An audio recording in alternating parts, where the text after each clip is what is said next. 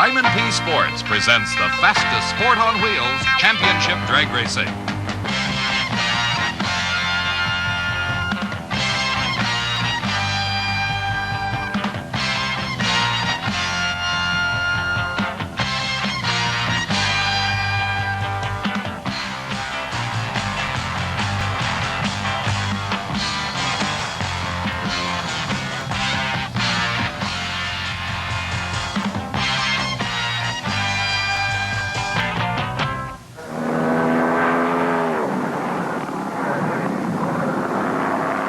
A red-hot qualifying ride for Billy Meyer in his funny car from Waco, Texas. Meyer exploding an engine as he approached the finish line speed trap, brought the car to a safe and sound halt as he activated the onboard fire extinguishers. The flames licking out from under the car, burning off the parachute. Billy quick on the brakes, bringing it to a safe stop. Working with me today at the Cajun Nationals is Steve Evans. He had an opportunity to talk with Billy right after this fire. Fire, the most frightening word a funny car driver can hear. You okay? Yeah, I'm fine. It appears that most of the damage is on this side of the car. Maybe you could tell us what happened. I don't know, coming in right at about the first light, the thing just laid down, and right when I clicked it off, and I was lucky I just had gone for the chute because it didn't last very long. Did you feel any heat in the cockpit? Oh, it was a hot fire. It got into, I don't know why it got in, because we have it pretty well protected, and but it got in pretty good. When you have a fire like that, do you know for certain it's going to burn the chute off and you're really on the brakes as quickly as you can? Yeah, because it's a nylon chute. Nylon doesn't last very long in any condition. Billy was able to repair his car and make one final qualifying attempt, but did not make the 8-car show at the Cajun Nationals. Top Fuel Eliminator, a different story, as the new concrete darting line at State Capitol Dragway gave Shirley Muldowney the launch she needed to record the first ever 5-second elapsed time in drag racing history in the state of Louisiana. 5.98-second elapsed time to cover the quarter mile, held up for Shirley for the #1 qualifying position. We were able to talk to Shirley in the pits and ask her how she did it. It looked easy. It was easy. My fellows do such a good job. They make it easy for me. They make me look good. It did an extra long burnout, and I came off the starting line with a rather low lead, give the car a chance to do its thing, and it got out there. We put the biggest tire Goodyear makes on it. It shook a little bit, top end of low gear, 100 pounds oil pressure in the lights. I knew it was going fast, and I knew it went quick. You had time to look at the oil pressure gauge and the lights? Always try to do that if I can, if I have a good seat.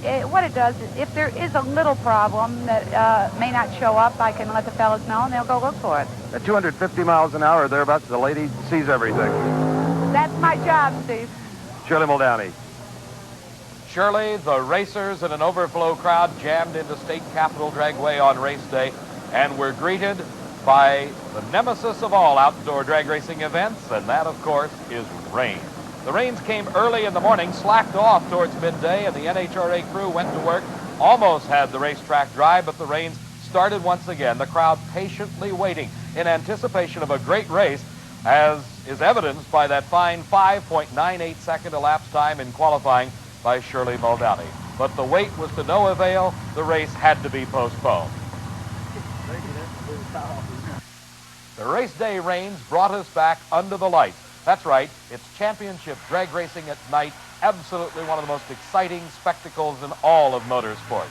Hello, everybody. I'm Dave McClellan, and we're in Baton Rouge, Louisiana, to bring you the 4th Annual Cajun Nationals. We'll be back in just a moment. When the sun goes down on a drag strip, things change.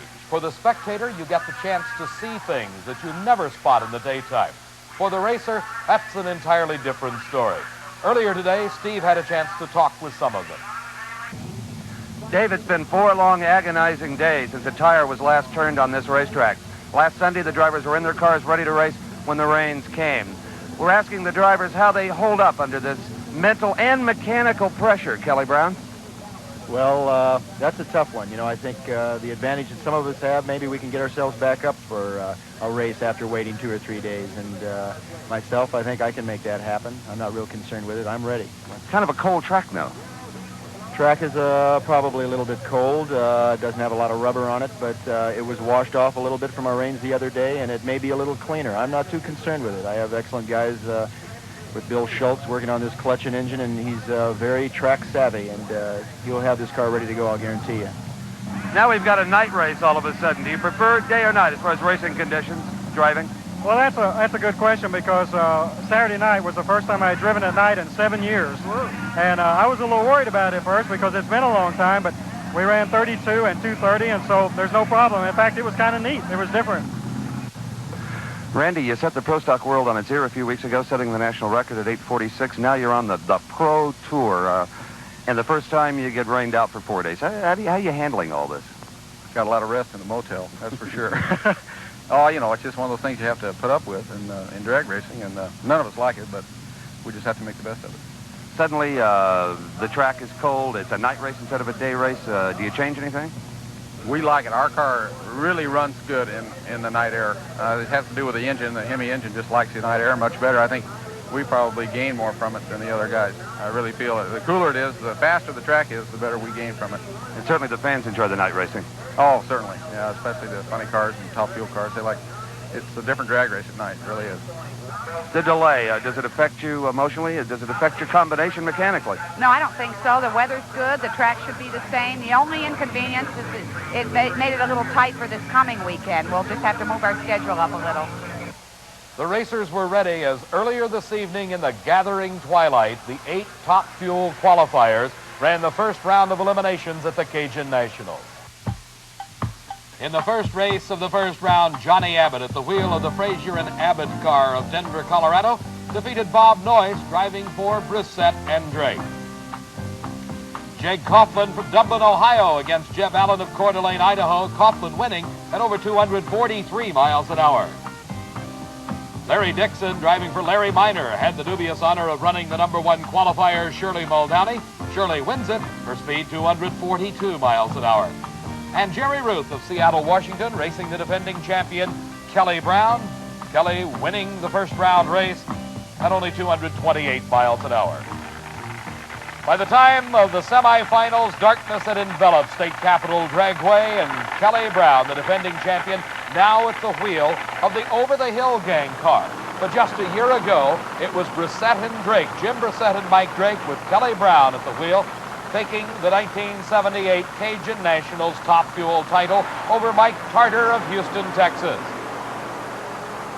Kelly used the Cajun Nationals victory and about 3 more major championship wins to annex the world champion title in 1978. But here in 1979, the team of Jim Thomas, Sonny Diaz, and Bill Schultz, the over-the-hill gang with the world champion Kelly Brown at the wheel against Jake Coughlin in the semifinal round of racing at the Cajun Nationals. In the darkness, you can see the header flames coming out of the 2,000 horsepower nitromethane burning engines as they leave the start. And a big wheel stand for Jake Coughlin. Kelly Brown continues on. He shuts it off early as he goes through the trap at 6.07 seconds, only 219 miles an hour. Here in instant replay, you watch as they leave the starting line together. Side by side, it's Jake Coughlin and Kelly Brown. Coughlin in the far lane, immediately going into a power wheel stand. The traction very, very strong, and Coughlin, the wheels high in the air. So it's Kelly Brown in the Cajun Nationals finals for the 2nd year in a row. Let's join Steve and Kelly at the finish line. Kelly Brown, Dave, showing amazing consistency, 2 607s. Well, again, I have to attribute that to Bill Schultz and the over-the-hill gang for dialing the car in like a Swiss watch, you know. That looked like an easier 607, though. The speed was off. The speed was off a little bit because I usually shut it off early. You know, there's no sense in running any farther than you really have to. Did you see Jag? I saw his wheels briefly, and that was about it. He looked like he made a good move also off the starting line, so it may have been a very close race had he not done that. Kelly Brown, you could be a 2-time champion here. You won it last year. Well, let's hope we're a 2-time champion at lots of these national events, you know, I hope. I know you're interested in this next race. It's Shirley Muldowney, the gal you're chasing in the points, so let's watch it. The girl that I'm chasing in the points, but yeah, I will watch it. Okay, Kelly Brown. The final pair of cars in semifinal top fuel racing. Former world champion Shirley Muldowney currently leading in the world championship points chase. Her competitor Johnny Abbott. In instant replay slow motion, we see Shirley Muldowney, the burnout designed to heat the tires, but here gives you an excellent opportunity to see those header flames. They're there during daytime racing, but with the sunlight being bright, they overshadow the flames. At night, this is part of what I was saying, the spectator gets a completely different perspective of Top Fuel and funny car racing. Johnny Abbott with the Frazier and Abbott Top Fuel dragster, equipped with a reverser, headed back into his own track. Crew chief and partner Larry Frazier directing traffic for Johnny Abbott. Number 5 in the world in 1978, trying his best to make the move on the lady leading in the points chase for this season.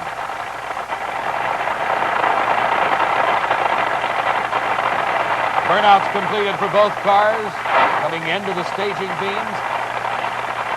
The bright yellow lights at the top of the starting line device, the Christmas tree, indicate when both cars are ready. When all 4 lights are lit, the starter throws the switch, the green light comes on, and they leave the line together. It's Shirley Muldowney extending her lead and taking the semifinal round win with a 5:98 elapsed time. Her speed 245 miles an hour. She equals her qualifying effort, defeating Johnny Abbott in the semifinal round of racing, putting her into the finals against the man that is currently number 2 in the points chase, Kelly Brown of Calabasas, California. Shirley Muldowney coming out of her car, Dave. She does not yet know she has reset both ends of the State Capitol Dragway track record. Another 5:98, a little bit quicker than your qualifying run at 245 miles an hour, and it's you and Kelly Brown. Oh, I've been waiting for this one, Steve. Good. I think we'll run good. Well, Kelly is really gunning for you, and at least here you're going to maintain a lead when you leave here no matter what happens in the finals as far as points. Well, yeah, definitely. I think we're going to win. The car's producing better mile an hour than Kelly's car. A whole lot better, so I think we'll have the advantage, hopefully. The big top-end charge. That's what it takes, yeah. More Cajun Nationals racing in just a moment. You're looking at the top team in all of drag racing. A man and his wife, along with their 2 sons, have dominated a segment of the sport so effectively it staggers the imagination. Bob and Etta Glidden today hold so many records, it's difficult to list them all. From a beginning in Superstock in the early 70s, where his main recognition resulted from a divisional title, Bob entered his first pro stock race at the 1972 Super Nationals in California, making it to the runner-up spot. His first major event win came in 1973 at the U.S. Nationals and started the Glidden family on a series of wins that seems to have no end. Coming into the 4th annual Cajun Nationals, Bob is number 2 on the all-time win list with a total of 22, second only to Don Prudhomme's record total of 27. Bob has also made an incredible 15 straight final round appearances in the very difficult and demanding pro stock category. The Pro Stock car is the ultimate drag racing machine constructed from an original factory-produced automobile. NHRA utilizes a system of weight factors to allow many different makes to be competitive. Bob Glidden has seen weight changes come and go, and it seems to have no effect on his ability to win. In fact, Glidden retired his undefeated Ford Fairmont at the end of the 1978 season, built this Plymouth Arrow, debuted at the Winter Nationals and won, then won again at the Gator Nationals.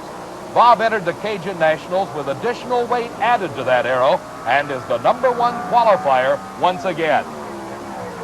Your win streak is uninterrupted even though you totally change equipment. How can you possibly be so consistent? Well, we have a lot of years of experience in pro stock racing. We have quite a facility back in Indiana, and I have my wife, my kids. It's a family operation. I think this has helped us a lot in learning and knowing more about our car and what we do.